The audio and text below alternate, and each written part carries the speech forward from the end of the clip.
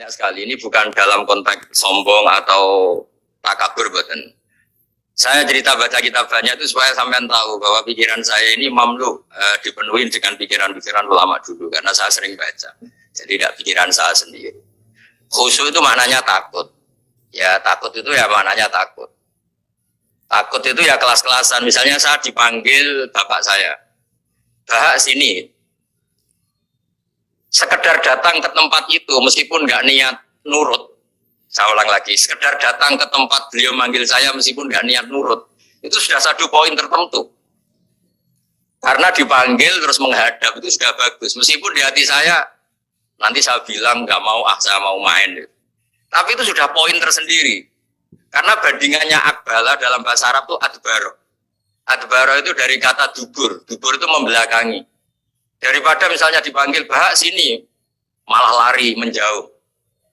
Membelakangi. Kalau dalam bahasa Arab itu adbaro. Adbaro itu menjadikan duburnya di belakangnya. Makanya bandingannya akbala itu menghadap dengan muka. Kalau adbaro orang dibelakangi pakai duburnya. Makanya dalam bahasa Arab disebut adbaro.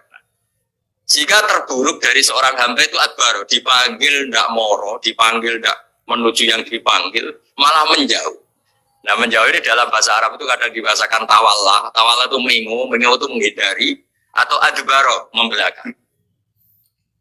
Jadi kalau Anda sholat kok masih sering salah, dan saya yakin semua orang juga gitu, kalau nggak nabi, nggak wali itu ada ya kesalahan-kesalahan yang tidak fatal-fatal banget karena ada kebaikan yang Anda lakukan, yaitu ketika Anda dipanggil, Anda istijabah, Anda mengiyakan dengan menghadap. Ya, itu sudah bagus.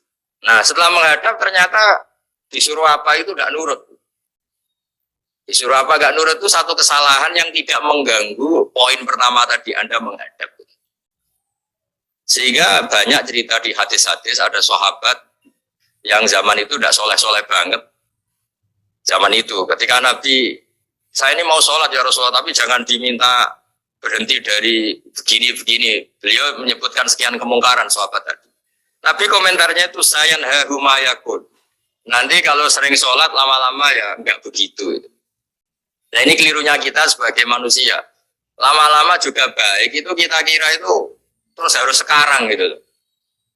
Ya itu keliru, harus sekarang itu keliru. Bisa saja kita ini setiap sholat pasti sudah ditulis Allah nanti itu mati baik. Lala nanti habis asar sebelum kita maksiat sudah mati, habis sisa sebelum kita maksiat lagi sudah mati. Jadi barokahnya sholat itu ada waktu yang potensi ya, potensi sholat itu akhir kenangan kita, sholat itu identitas kita, sholat itu status kita.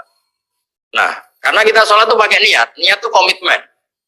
Sementara kalau Anda maksiat itu tidak pakai niat karena zallah. Zallah itu ya ada niat maksiat, tahu-tahu mungkin di bis ketemu orang cantik, terus agak jelalatan. Tapi kan tidak niat. Tapi kalau sampai sholat kan datang ke masjid, bayangkan diimami ini, nanti kamu takbir, nanti kamu baca ini, baca ini. Jadi benar-benar komitmen. Itu status kita. Kata Said Zabidi disebut mautinuhu wa haqiqatu. Baiknya umat Islam itu kalau taat itu mautinu, itu alamat resminya, itu statusnya, kata Said Zabidi. Tapi kalau dia maksiat itu zallah itu kepleset. Jadi tidak pernah jadi status kita. Semoga semua maksiat kita ini tidak status, tapi zallah. Jadi ketika taat itu status hakikat kita. Maka fal'ubudiyah ya haqiqatu wa mautinuhu wa dhatu. Ini kata Said Abdul Azabidi, pengarang Itham. Orang Islam itu orang yang ketika ibadah itu identitasnya. In betul, ketika ibadah itu Allahu Akbar, dia berharap rahmatnya Allah, gini-gini. Nah ketika salah, dia zallah. Dia ngantor ya ada niat korupsi, dia ingin membenahi negara ini, dia nyai juga agak ingin macam-macam itu. Ya tapi karena manusia terus ada zallah. Nah semoga semua kesalahan kita ini zallah itu ya cara Jawa kepleset, tidak mental, dan semua kebaikan kita ini mental, yaitu kebaikan yang jadi tempat kita, identitas kita, haqiqatu wa mautinu wa dhatu. Tapi jangan pernah berpikir kalau apa artinya sholat kalau kita masih melakukan kemungkaran, itu salah besar. Sholat itu wajib, dengan Anda sholat itu sudah mengurangi kemungkaran Anda karena Anda tidak melawan ketentuan Allah Ta'ala. Kayak kita orang Indonesia, meskipun kita koruptor, mau jadi KTP Indonesia sudah bagus, kita mau jadi warga Indonesia. Meskipun setelah itu kita korupsi dan salah, tapi lumayan mau jadi warga apa? Indonesia. Orang mau sholat artinya dia menstatuskan diri sebagai hamba Allah. Teken kontra, kalau saya ini hambamu ya Allah, anta robbi, iya karena butuh, iya karena stain. Soal salah ya salah aja yang Sama, kita tetap warga Indonesia meskipun kita salah, meskipun kita koruptor, meskipun kita salah, tetap aja warga Indonesia yang berhak mendapat jatah makan meskipun di penjara, meskipun apa. Sama, kita ini hamba Allah yang mengakui kalau Allah itu Tuhan, kita hamba. Dan barokahnya pengakuan itu insya Allah di cerita-cerita syafaat, kalau kita dosa atau apa, insya Allah dapat syafaatnya Rasulullah SAW, karena kita tidak pernah lari dari status kehambaan. Ini yang harus dipegang, makanya status kehambaan ini nggak boleh hilang. Kita harus sering bilang Robbi, Robbi, Tuhanku yang merawat aku, yang memberi aku.